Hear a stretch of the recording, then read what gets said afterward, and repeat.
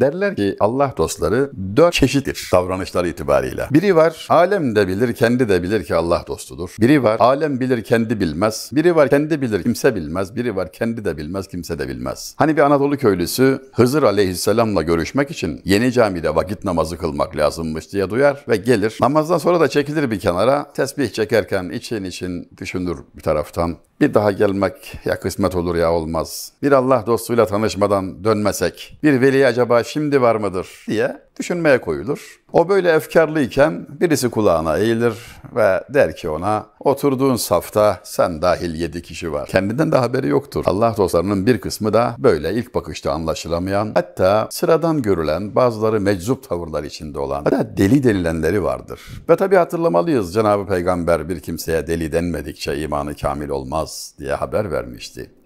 Behlüldane Hazretleri bunlardandır. Eğer bakmasını bilmezseniz, anlayamazsanız Hazreti Behlüldane'ye deli demeniz işten bile değildir. Halbuki o bir Allah dostudur, bir velidir. İşte Harun Reşit ile Behlüldane arasında yaşanan hadiseler, Behlüldane Hazretlerinin yer yer Harun Reşit'i iğneleyen, birine göre sarsan, ürküten, korkutan, onu uyanık tutmaya yönelik verdiği örnekler ve cevaplar yüzlerce yıldan bu yana eğitim hayatımızda çok özel bir yer tutar sevgili izleyenler. Neredeyse tatlı sözü yoktur. Her sözünde devlet başkanı olan, Abbasi halifesi olan Harun Reşid'e ikaz vardır. Onu sarsan, rahatsız eden şeylerdir sözleri ama hiç yanından ayırmamış, onun acı sözlerine tahammül etmiş. Demek ki o da boş değildi. Elbette öyledir. Harun Reşit merhum da çok takva sahibi, İslam tarihinde çok özel bir yeri olan bir zat idi. Alimlere çok hürmetkardı. Zamanında Fransa kralına bir duvar saatini hediye olarak göndermişti de saatin gösterdiği maharetler,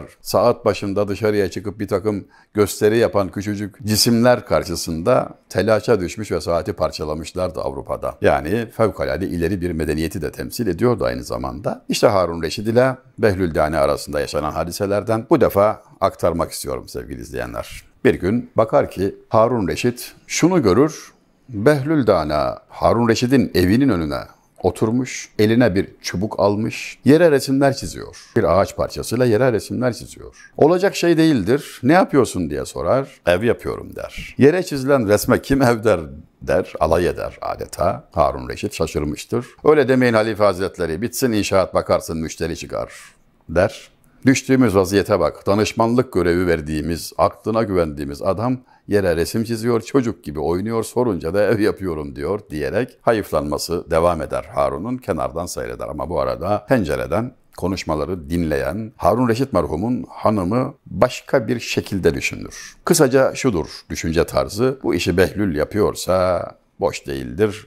Vardır bir bildiği, Behlül o ev satılık mı der. Evet der abla satılık. Ne kadar der fiyat? 1 kuruş der Hazreti Behlül. Pencereden 1 kuruşu atar. Behlül 1 kuruşu alır, cebine koyar. Sakız verilmeyecek paradır, güya bir ev satılmıştır. Hayırlı olsun abla, güle güle otur, ev senin der ve yerdeki resmi siler. Öyle ya, projeden satış tamamlanmıştır. Artık ne hacet. Harun kenardan buna da şaşar. Hanım da uydu. O da aklını kaybetti filan diyerek düşünür ama o gece rüyasında Harun Reşid'e öyle bir ders verilir ki kendisine çok güzel, muazzam bir köşk gösterilir, imrenir, hayretler içinde kalır. Bu nedir diye sorar Harun ilgililere. Onlar da cevap verirler. Bu cennet köşküdür. Kim nasıl kazandı diye sorar, senin hanımın derler. Behlül'den aldı. İrkilerek uyanır, eyvah der. Biz kaybettik. Alay ettiğim hanım akıllı çıktı. Şimdi ben bu rüyamı kimselere söylemeyeyim, hiç olmazsa dile düşmeyeyim, rezil olmayayım der. Sırrını saklar ama bir taraftan da acaba bu evden biz de alabilir miyiz diyerek Behlül'ü takibe başlar. Ertesi gün yine ev yapmakta olduğunu görünce benzer şekilde bunu da bana satar mısın ey Behlül diye sorar. Tabii der, satarız, fiyatta anlaşalım yeter ve sorar kaç para? 50.000 altın cevabını alır. Hazineyi sarsacak bir rakamdır bu. Ödenmesi mümkün değildir. Dün 1 kuruştu, bugün niye 50.000 altın? Behlül diye celallenince Harun Reşit, Hazreti Behlül'ün cevabı şudur: dünkü müşteri malı görmeden aldı. İşte bu cevabın arkasında 2 gizli cevap vardır. Bu zarfın içinde 2 mesaj vardır.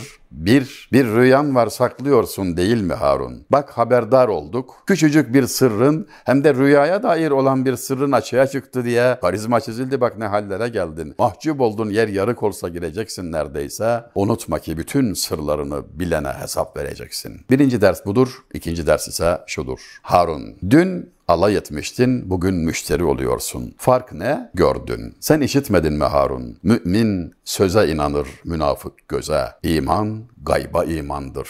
Eğer gördüğü zaman teslim olanın bu teslimiyetine iman denseydi, Kızıldeniz'de boğulurken Firavun feryat edip demedi mi Musa'nın Rabbine iman ettim diye? Ama aldığı cevap da şu olmadı mı? Hayır, sen Musa'nın sözüne inanmadın, gördüğüne inandın, bu iman değil. Ve felakete yuvarlandı.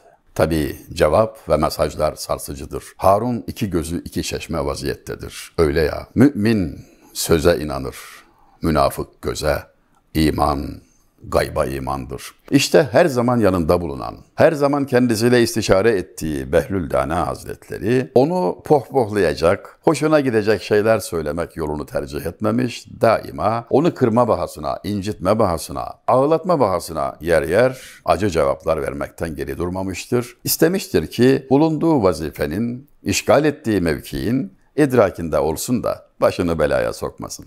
Bir defasında Harun Reşit Behlül Dana'yı çağırır ve der ki, gel seni vezir yapayım. Vezir bakan demektir. Durum çok ciddidir. Behlül'ün sevinerek, memnuniyetle, teşekkür ederek vazifeyi kabul etmesi beklenirken enteresan bir cevap verir. Bir danışayım Halife Hazretleri. Halife celallenir. Der ki, devlet başkanıyım, açıktan atama, sana vezirlik teklif ediyorum ve diyorsun ki danışayım. Kime danışacaksın? Yeryüzünde, üstümüzde kim var Allah'ın izniyle? Benim sözümü muahize edecek, teraziye koyup tartacak kim var der. Öyle demeyin Halife Hazretleri. Çabuk gelirim, vaktinizi fazla almam, danışmadan iş yapmayalım, sizi de üzmeyelim der. Peki der, çabuk git sor gel. Çıkınca da merak eder. Acaba kimden akıl alıyor, kime ne danışıyor diye peşine bir adam takar. Adam gizlice takip edecektir. Görevi budur. Kimlerle görüştüğünü ve neler konuşulduğunu rapor edecektir. Hazreti Behlül çıkar, çok affedersiniz, helaya girer. Ve kısa sürede çıkar. Peşindeki takipçi de içeriği bir yoklar. Acaba biri mi vardı? Gözümüzden kaçırmayalım, vazifemizi tam yapalım diyerek bakar ki boştur. Sonra peşine düşer ve hızlı biçimde Behlül'den önce huzura çıkar ve bilgi verir ki sadece helaya gitti efendim. Ne giderken ne gelirken ne orada hiç kimseyle görüşmedi. Dolayısıyla yani istişare etmeli, bundan haberiniz olsun diyerek ön bilgiyi verir ve gelir Behlül Dana, Halife Hazretleri vazifeyi kabul edemeyeceğim der. Bu defa tekrar kızar. Haklı olarak Harun Reşit, kimseyle görüşmemişsin der. Ben bunu öğrendim, sen ne yapıyorsun der. Görüşeceğim diyorsun ama helaya gidiyorsun geliyorsun. Görüşmediğin halde görüştüm diyorsun ve vazifeyi reddediyorsun. Ne demek istiyorsun? Görüştüm der. İşte orayla görüştüm. Sordum, vezirlik teklif ediliyor, ne yapayım diye. Oradakiler bana dediler ki, Behlül, herkesin gözdesi olan çok kıymetli gıdalardık biliyorsun daha düne kadar. Çok sevilirdik. İnsanlar bizim için kavga ederlerdi. Mahkemelerde kardeşiyle davalık olurlardı biliyorsun. Ama insan içine girdik ve bir gecede bu hale geldik. Aklın varsa insan içine girme dediler.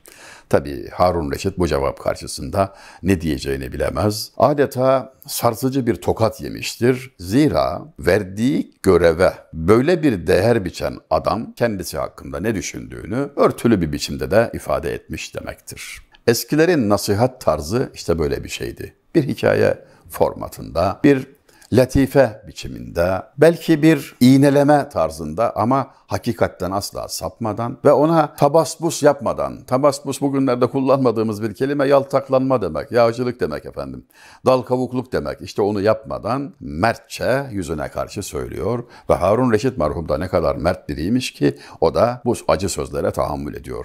Ancak Harun Reşit'in bütün ilişkileri böyleydi. Bir defasında da koltuğunu, makamını boş bırakmıştı da Behlül Dana Hazretleri, Halife Hazretlerinin boş koltuğuna gidip oturdu. Tabi konuyla ilgili özel güvenlik görevlileri var. Sille tokat attılar. devlet başkanının makam koltuğuna destursuz oturan birine ne yapılırsa onu yaptılar. 2 tokat bir kenara çekildi. Feryat figan ağlıyor. Ah Harun, ah Harun diye ağlıyor. Harun Reşit geldi ve durumu öğrendi. Dedi ki bak hata etmişsin, kabahat sende. Arkadaşlar da seni uzaklaştırmışlar. Belki dayak acı geldi, ağlıyorsun. Buna da karışmam ama Harun Harun deyip de beni işin içine katma. Ben sana bir şey yapmadım. Kabahatinin cezasını çekiyorsun. Harun sen bizi yanlış anladın der Behlül. Ben dayağı ağlamıyorum. 2 tokat acısı geçer. Yarına hiçbir şeyim kalmaz. Peki niye ağlıyorsun? 1 dakika oturdum, yediğim dayağa bak. Sen orada ömrünü geçiriyorsun Harun. Ben senin için ağlıyorum dedi. Verilen derse bakar mısınız? Fuzuli bir beytinde demişti ki, kıyaset Şam'dan vehmeyle çarhın inkılabından, kim ol baş almaya kastetmeyince tacı zer vermez. Dikkat et muma, bak ve kork diyor ey başkan, ey yetkili, ey makam sahibi, ey servet sahibi. Dikkat et ve kork. Başında bir altın taç gibi duran alevi, ona takan kişi, yani mumu yakan kişi belli bir vakit gelince de bir makasla başını keser ve mumu söndürür. Eskiler mumu üfleyerek söndürmezler. Yanında bir makas olur. Hem israfı önler hem kokuyu önler. Düzgün kesilir filan. O yüzden mum ile makas müzelerde rastlamış olabilirsiniz. Bir arada bulunurlar. Peki ben bundan ne ders alayım diye soracak olursanız Fuzuli size şu dersi veriyor. Bu hadiseye bak da ibret al. Felek kesmeyeceği başa taç giydirmiyor. Makam sahiplerine, yetki sahiplerine her zaman bu şekilde ikazlar yapılmıştır. Harun Reşit devlet başkanı olduğu zaman kendisine tebrik mesajı gönderen Yahya bin Muaz Hazretleri şöyle söyledi. Ey Harun, cennetten dünyaya sürgün gelen Adem'in evladısın aleyhisselam. Bir sürgünün oğlu makam iddiasında bulunamaz, ben diyemez, büyüklenemez. Tebriknamede bile ikaz vardı. Şöyle sormuştu Harun Reşit bir defasında Hazreti Behlül'e. Dedi ki, ölüm bana soğuk geliyor.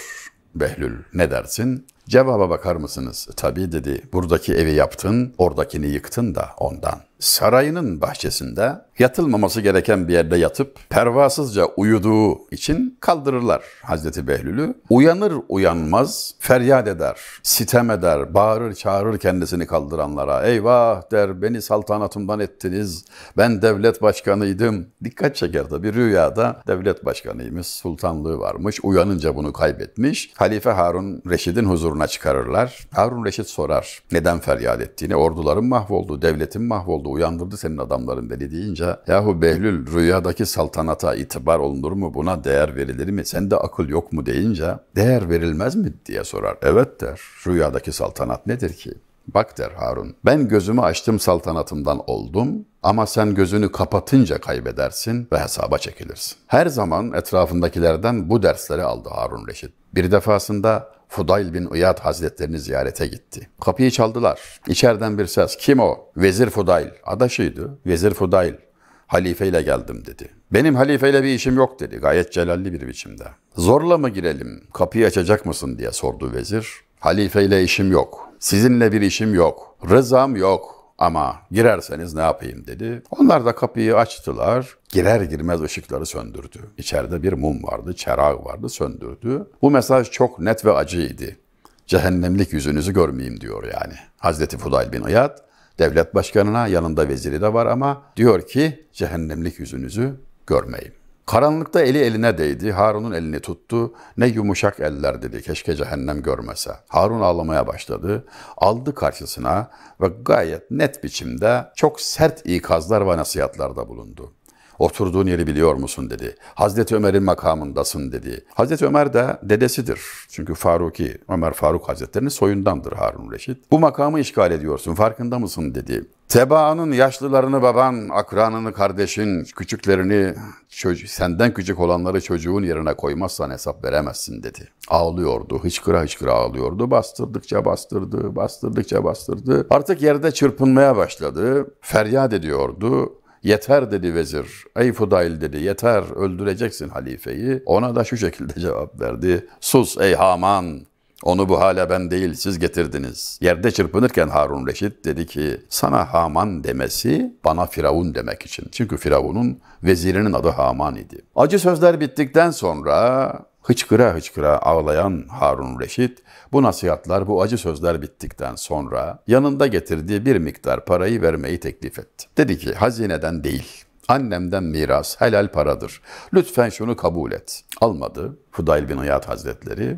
Sehpanın üzerine bıraktı ve çekildi Harun Reşit. Kapıyı sertçe kapatıp çıkarken parayı da orada bırakıp, halifeyi de içeride bırakıp şöyle söylemişti Hazreti Fudayl. Bu kadar nasihatın sana hiç faydası olmadı. Ömrü boyunca Harun Reşit, Fudayl bin İyad Hazretleri'nin ismi anıldığında ah ne mert kimsedir o diye yad ederdi. Onun acı sözlerini, onun asla hatır gözetmeyen, sadece Allah rızası ve ahiret endişesiyle söylenmiş sözlerini baş tacı etmesini bilmişti. Bir defasında da yine o dönemin büyük alimlerinden olan Maliki mezhebinin reisi İmam Malik bin Enes, aynı zamanda hadis alimidir. Harun Reşid'in talebelerine ders vermek teklifi oldu. Bizzat halife rica etti bunu. Bizim çocuklar dedi, 2 oğlu vardı. Ders alsınlar dedi. Zaman zaman sarayı teşrif etseniz, onlara ders verseniz ilim azizdir, ayağa gitmez dedi. Bizim dershaneye gelecek bir zahmetti çocuklar. Halifenin çocukları İmam Malik Hazretlerinin verdiği derse giderlerdi. Çoğu zaman oturacak yer bulamazlar ve ayakta ders alırlardı. Etrafındakiler İmam Ebu Yusuf, İmam Malik, Yahya bin Muaz, Behlüldane ve diğerleri hep Harun Reşid'in istikamet üzere kalması için ellerinden geleni yaparlardı. Bir defasında bir seferden, ciddi bir savaştan önce adakta bulundu Harun Reşid. Şu kadar tasaddukta bulunacağım. Ele geçecek ganimetin yarısını, mesela yarısını fakirlere dağıtacağım diyerek nezirde bulundu. Başarı elde edildi, zafere kavuşuldu. Sonra hesabı bir yaptı. Hakikaten çok büyük bir rakamdır. Tereddüt etti. Acaba yerine getirsem mi getirmesem mi, bir çıkış yolu bulabilir miyim diye. Sorduğu Allah dostunun verdiği cevap şudur: bir daha Allah'a işin düşmeyecekse verme Harun.